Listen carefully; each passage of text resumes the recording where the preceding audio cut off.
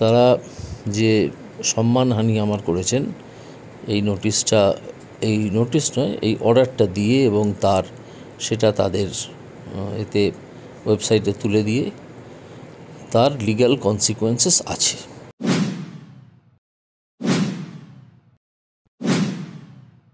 একটা পেয়েছি এবং পড়ে দেখেছি সেই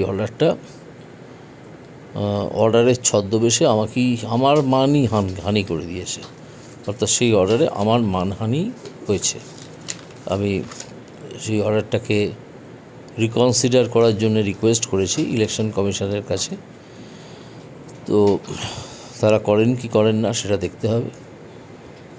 আর এটা আমরা সবাই জানি যে ইলেকশন কমিশন তারাও একটা আইনের তৈরি অথরিটি, আইনের উপরে কিছু নয়, ভারতীয় সংবিধানের ওপরে নয়, রিপ্রেজেন্টেশন অফ পিপল অ্যাক্টের উপরে নয়, ঠিক আছে?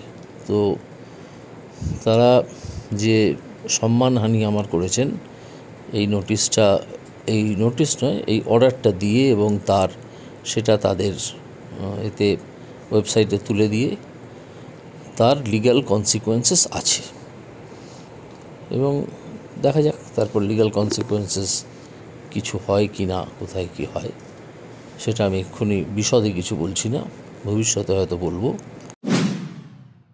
এবং সেখানে ওই মন্তব্যগুলো আমার মনে হয়েছে আগে থেকেই সিদ্ধান্তটা নেওয়া ছিল, কিন্তু এখন যেটা হয়েছে সেটা হচ্ছে যে আমি দেখলাম যে আমার ওপরে একটা আদেশ দেয়া হয়েছে।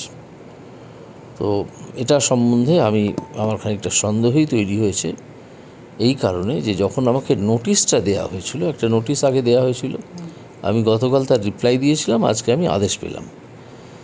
সেই নোটিশ যখন দেয়া হয়েছিল সেই নোটিশেই কতগুলো মন্তব্য করা হয়েছিল আমার মন্তব্য সম্বন্ধে। সেই মন্তব্যগুলো আমাকে না শুনেই কিভাবে করা হলো সেই সম্বন্ধে আমার মনে অত্যন্ত একটা বড় সন্দেহ দেখা দিয়েছিল, যদিও সে সম্বন্ধে আমি তখন কিছু বলিনি, কিন্তু এখন আমাকে বলতেই হবে, যেহেতু এখন এটার প্রতিটা লাইন স্ক্যান হবে বাই ডিফারেন্ট অথরিটিস। আশা করি ওনারা নিজেরাও করবেন এবং অন্যান্য আইন আদালত যারা আছে তারাও করবেন। তো এইটা হবে এবং সেখানে ওই মন্তব্যগুলো আমার মনে হয়েছে আগে থেকেই সিদ্ধান্তটা নেওয়া ছিল।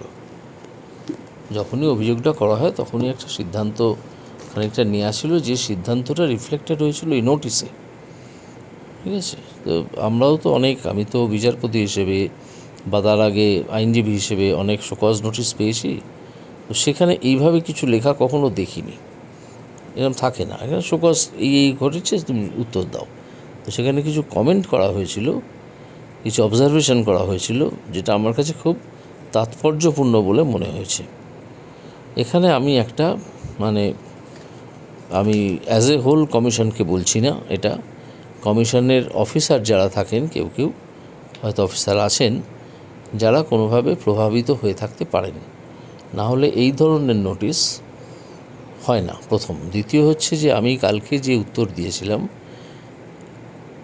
ইলেকশন কমিশনকে, সেই উত্তরে আমি বলেছিলাম যে আমি এখন প্রচার কাজের মধ্যে আছি, ফলে আমি খুব বিশদে লিখতে পারছি না, সংক্ষেপে লিখছি। তাই যদি প্রয়োজন হয় তাহলে একটা সাপ্লিমেন্টারি রিপ্লাই আমি দিতে চাই। আর তৃতীয় বলেছিলাম যে একটা পার্সোনাল হিয়ারিং দেওয়া দরকার। তারা কোনো অপরচুনিটি আমাকে দেননি। একটা পার্সোনাল হিয়ারিং দেওয়াই যেত ওভার ভিডিও কনফারেন্সিং, কালকে যে কোনো সময়, কালকে সারাদিনে বা আজকে সকালেও, সেসব তারা কিছু করেননি। তারা সোজা সিদ্ধান্তে এসছেন।